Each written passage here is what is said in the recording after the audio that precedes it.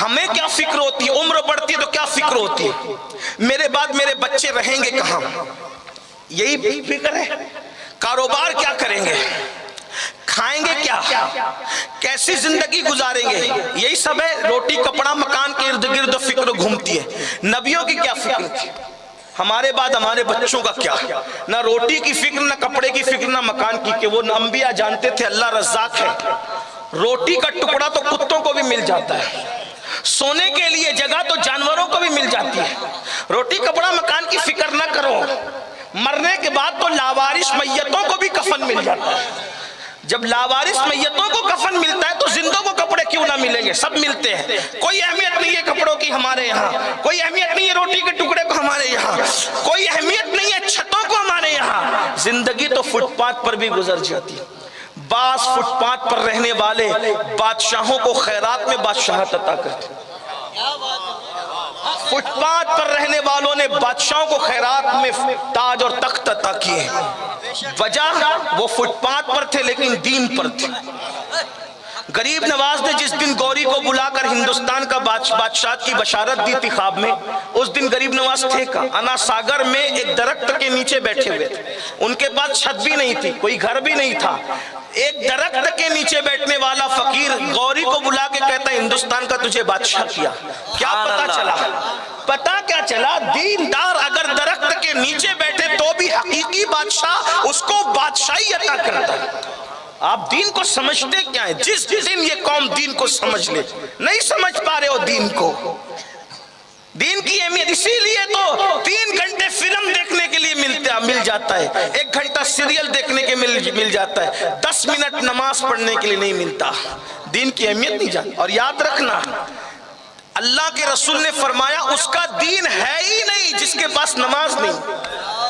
اللہ کے رسول کی حدیث ہے، الا لا دین لا صلاۃ لہ او کما قال الاسلام، اس کا دین نہیں جس کی نماز نہیں۔ یعنی اگر دیندار بننا ہے تو پہلے نماز پڑھنا پڑے گا۔ 10 منٹ لگتا ہے، 5 وقت کی نماز کے لیے صرف 50 منٹ ہے۔ کتنی بڑی سعادت ہے، حضور دینداری کا تمغہ عطا کر رہے ہیں۔ نکالو، دیندار بننا ہے نماز پڑھ، اور نہیں 2 رکعت جمعہ کی پڑھ کے مسجد سے بھاگ جائیں گے تو کون سے دیندار بن۔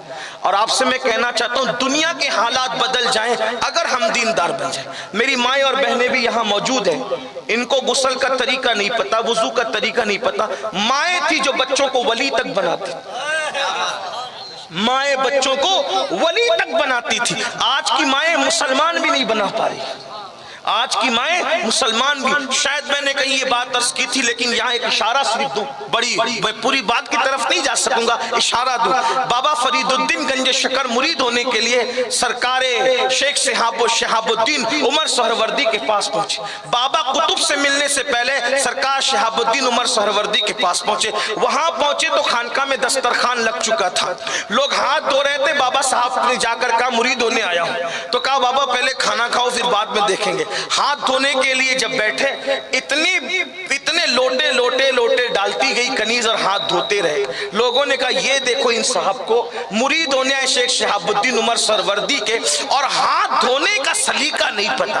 ہاتھ دھونا تو مسلمان کے بچوں کو بھی آتا ہے اور یہ مرید ہونے آئے اور انہیں ہاتھ دھونے کا سلیقہ نہیں۔ بہرحال کہتے ہیں کہ باز کو شکاری پہچانتا ہے، باز کو شکاری پہچانتا ہے اور لوگوں کی نظر اس کی طرف نہیں ہوتی۔ جوہر کو جوہری جانتا ہے، سونا سنار سونے کی پرکھ رکھتا ہے۔ تو جب لوگوں نے کنکھیوں سے اشارہ کیا جناب آگئے مرید ہونے، اتنی بڑی خانقاہ میں ہاتھ دھونے کی حیثیت نہیں۔ کھانا کھا چکے تو نارمل سا ہاتھ دھل لیا۔ اچھا ہاتھ صاف کب ہوتے ہیں؟ کھانے سے پہلے کے بعد میں؟ پہلے ہوتے ہیں نا، ہاتھ صاف ہوتے ہیں۔ کھانے کے بعد تو انگلیاں بھری ہوتی ہیں۔ کھانے سے پہلے لوٹے لٹا دیے اور کھانے کے بعد نارمل دھل دیا، حالانکہ کھانے کے بعد زیادہ پانی لگنا چاہیے۔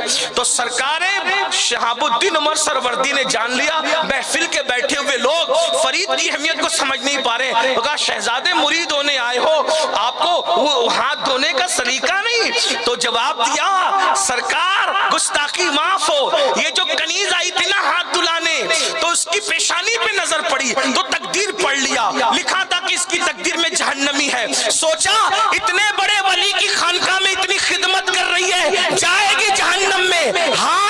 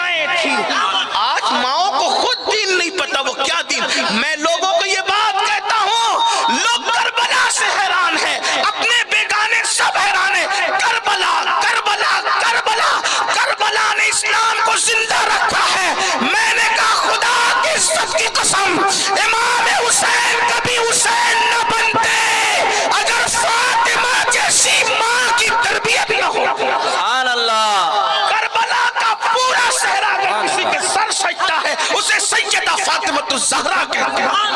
आप क्या समझ रहे हो दीन को और माओ को? इसीलिए आज माओ को बिगाड़ने की कोशिश है। इनके दिमाग में भूत सवार कर दो कि इस्लाम तो जुल्म करता है, इस्लाम तो पर्दे में रखता है, इस्लाम तो 2 नंबर का दर्जा देता है। आप गौर करें, इस्लाम जो मकाम देता है बेटी को, आप दीन समझ ही नहीं रहे हो। आप तो सिर्फ इसके उसके कहने पर कौवा कान ले गया, परेशान हो। आपने ये मुहर्रम में 50 मरतबा सुना क्या कि अल्लाह के रसूल सैयदा के लिए उठ के खड़े हो जाते, इस पे नारा लगाते। कभी सोचा सैयदा है कौन? रसूलुल्लाह की शहजादी है। तो नबी ने बेटी को मकाम क्या दिया? जब लोग अपनी बेटियों को जिंदा दफन कर रहे थे, उस वक्त तो नबियों का इमाम अपनी बेटी के लिए उठ करके खड़े हो रहे थे। इस तनाजुर में भी तो देखो, इस तनाजुर में भी तो देखो। अल्लाह अकबर। और फिर बात सैयदा फातिमा ज़हरा की आ गई। तो एक बात कहना चाहता, उलमा की खिदमत में सबक सुनाने के लिए और आपसे दुआ लेने के लिए, कहते हैं कि माँ औलाद की जन्नत होती, नेक बीवी शौहर की जन्नत होती है ना। सैयदा फातिमा ज़हरा की अजमत को कौन बयान करेगा? अगर वो माँ है तो किसकी माँ है? जन्नतियों की नहीं, सिर्फ जन्नत के जवानों के सरदारों की माँ है। तो जन्नत के जवानों की सरदारों की जन्नत।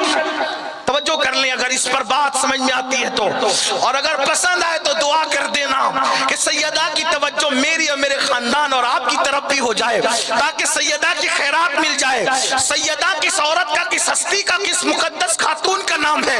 अल्लाह अकबर। जन्नती जवानों के सरदारों की जन्नत जिसके कदमों में है, उसे फातिमा ज़हरा कहते हैं।